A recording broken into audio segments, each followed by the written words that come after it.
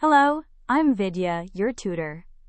Let's learn finding the furry cat, pre-number concepts, together step by step.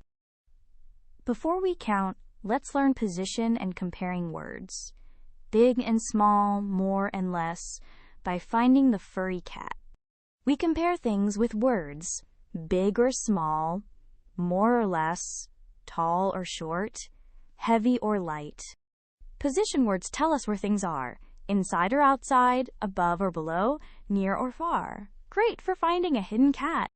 3 apples and 5 apples. 5 is more than 3, and 3 is less than 5. To recap, we compare with words like big and small, and describe position with words like inside and outside. Look carefully. Well done. Great work! Keep learning with Vidya, and visit CBSETest.com for free lessons, worked examples, and practice tests.